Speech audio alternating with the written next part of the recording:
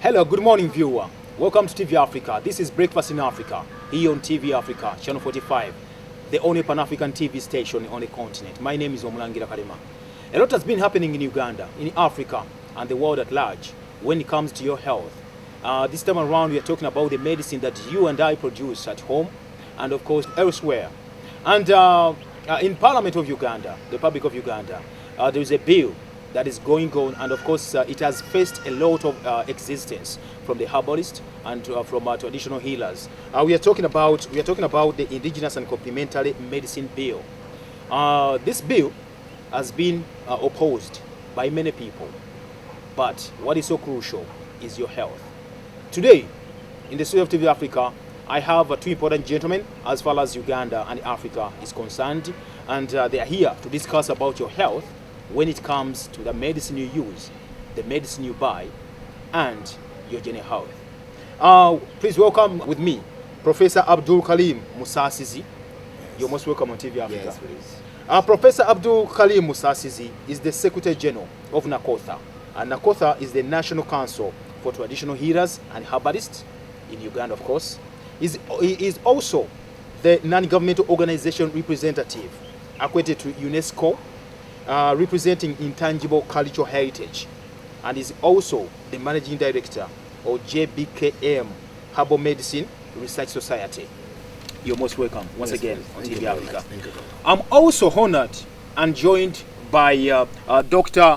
Mashood Sheikh MBK Muhammad Bare Chifa Munyanja. Okay, the Habosa. Okay, he's also the chairperson of Education Department in charge of Action and Language of Herbalists, and we are going, of course, to find out what language do they speak, and is also the chairperson of Intellectual Media Council for Herbalists, NACOTHA, and is also the president of Mutima Herbal Development and Distribution Company in Uganda. You're most welcome to TV Africa. Thank you. And Breakfast in Africa. First of all, we would like to know what is the situation, Professor, what's the situation of herbalists and traditional healers in Uganda as we're speaking right now? According to how actually we've come to this program, it's very, very important program, and I would like to take this opportunity to thank you very much for inviting us to come into this program. Actually, the situation of traditional health practice in Uganda is actually at a terrible situation because of the bill that you have mentioned about.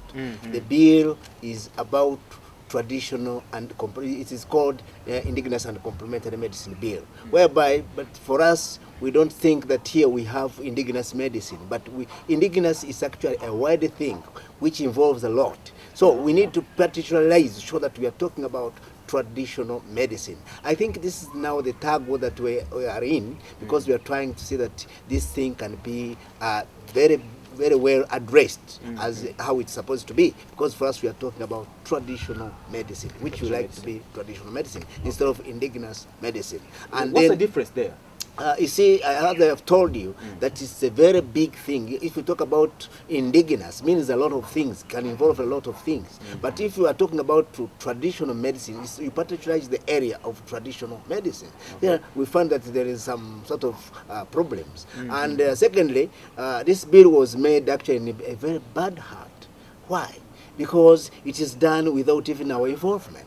As far as we are concerned, because we are they actually will call a main stakeholder in traditional medicine. So we are the umbrella body which unites all traditional healers and herbalists associations in this country. At the same time, we are the people who understand each other, which can eliminate all problems concerning traditional methods of healing.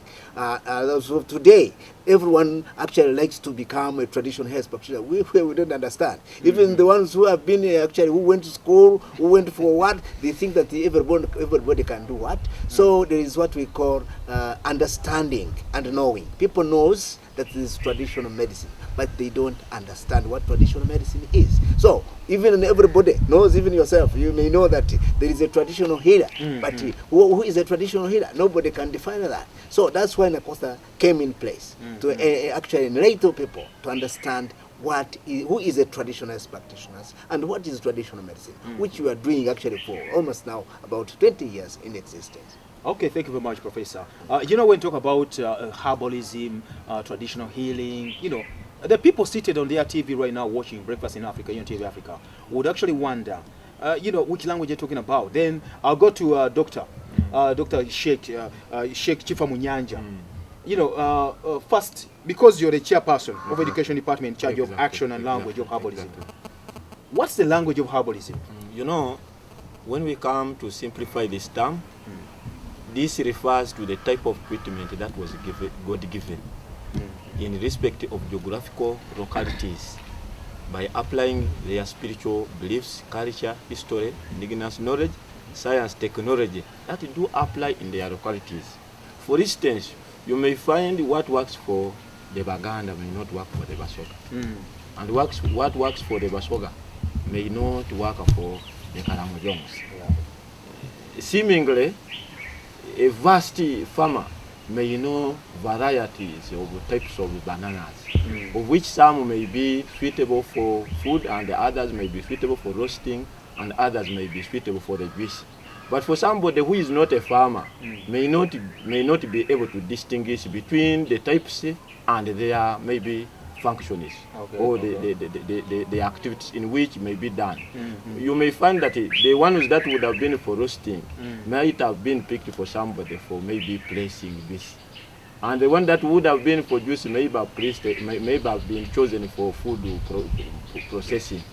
So it is we who know that language that may be in place, maybe to lay and implant the opportunity of how people can happen to get that, because it has to be taken from generation to generation. Even be adopted by everybody. Exactly. Okay. Then, Professor, who is in Uganda and Africa, because we've been actually having scenarios here and there. People call themselves Abasawa Baganda, Abasawa Bechinasi. But who is a traditional healer and who is a herbalist? We need to know the difference there. Yeah, actually, this is actually a very good question. We have a lot to do because this thing has been actually for quite long without documenting it. Everything was actually done as you understand how Africa we are standing. But today, NACOTHA has decided to go for what we call thorough study, research, to combine the information. Gather the whole information in the whole country. Make sure that we enlighten our people, we make our people understand who is the traditional health practitioners and what type of traditional health practice that they do, because everybody is practicing but in a different ways. As you understand, even in medical, in a Western medical sector, they also have their own categories in traditional medicine. So for us also, we came out with our own criteria of making these people be understood better, to make them vibrant and even to understand each other and define, tame and regulate, to understand by characteristics of these systems that they are using, and to know and to understand. You see, there is a difference between knowing and understanding. People used to know, but they don't understand. So we want to make our people understand who is a traditional health practitioner and what does he practice, and in which direction does he fall, or on which basis does he maintain his services. Our people, we have come actually to enlighten our people where we are coming with what we call criteria of registration, using our strategies that we made. We laid our curriculum to make sure that we come out with our criteria of interviews and make sure that we understand who we are adopting to become a traditional health practitioner to give services. Okay. Thank you very much. The chairperson Intellectual Media Council for Herbalists, NACOTHA. When Professor Musazi was talking about you engaging herbalists, training them, teaching them, what type of information are we looking at? What are you going to engage them into? Are you going to take them to school, to universities? What are you going to do? Okay. In Uganda here, it used to be the traditional type of therapy approaches and know-how. It used to be applied by our ancestors. You know what you have just mentioned as a Abasawa Baganda or a Dagaleganda. It's not that it had to be a Dagaleganda or it had to be Abasawa Baganda, because each and every locality had its own local medicine. Yeah. It's only that we Uganda overtook others in terms of being fit. As it is said that a fitness does beat a talent.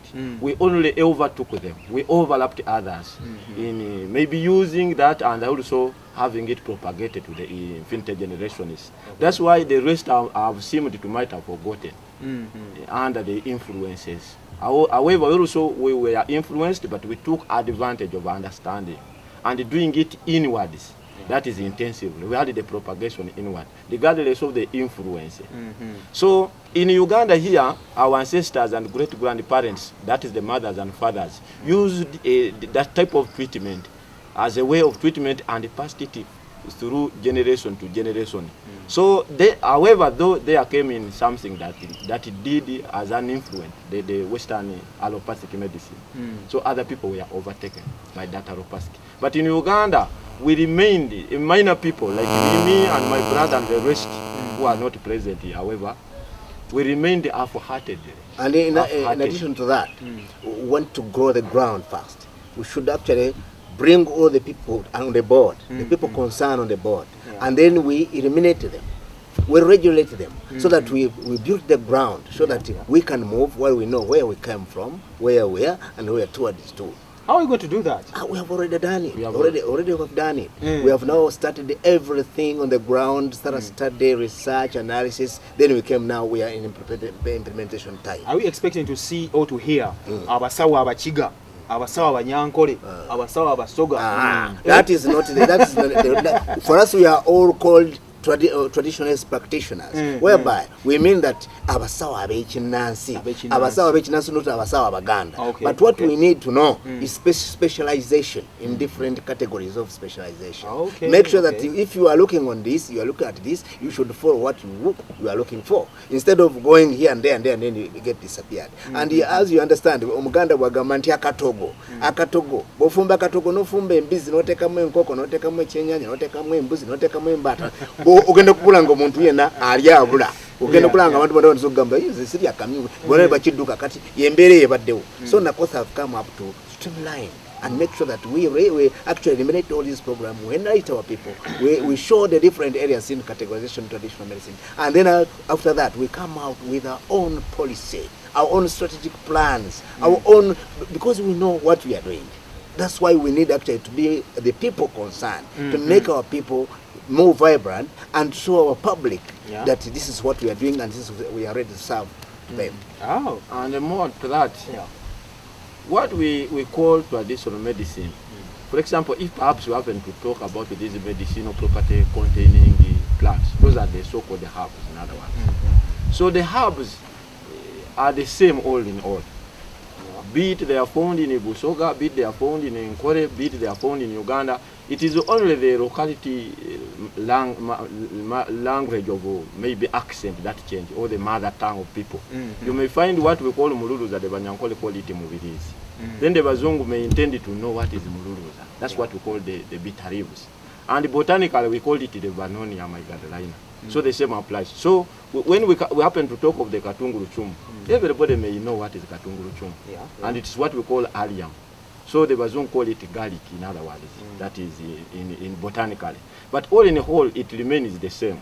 So it is only after these people are introduced, what they call Mululuza, when we happen to come together, then we shall come to one understanding and at least happen to get one language of approach. That is through which we can communicate and have the practice. Who is forcing you to do this? It's our ancestors in our heads. It's our ancestors in our heads, because that's why we are telling our people that if somebody understands what we call the word education, education means a system, and the system is put by a human being through survey, study, research, analysis, then implementation. Therefore, because you can ask yourself, who was the first to become a professor? People would even wish to ask me always that, how would you call yourself a professor? I'm not calling myself professor. I'm a professional in what I'm doing. Yeah. And you see, who was the first professor? And where did he went to school? It was actually through SARA, survey, study, research, analysis, then implementation. And even to divide whatever he has to give to other people and join hands as we have done. Okay. Yes. Thank you very much for that wonderful presentation. Before we go for a commercial break, I would like to know, for example, when you do this research, who's going to benefit? Is it the people in Uganda, in Africa, the original people, or you're going to take it somewhere else to the Western world? Because the reason why I'm saying this is because the Western world is actually influencing the media, you know, through the media, is influencing indigenous knowledge, indigenous herbs, you know, they want to study them, then use them for their own benefit. But now, before you go far, Mr. Mrangira, this is very, very, very crucial. It's very, very important. This is why, first of all, we told you that we have to prepare ourselves. Yeah. We have to, first of all, to build the capacity. We have also to satisfy our own people before we go far. Let us build our capacity. Let us build it on our own. Let us make our own systems. The way how things will be moving. And then we see how we can welcome others to come in. Instead of saying, please, you come. And that's why we're actually wrangling with all these natural chemotherapeutics research laboratory. People used to say that you bring your medicine so that we tell you what we are doing. If they know the medicine, you have done theirs. Instead of using ours or requesting for ours. Okay.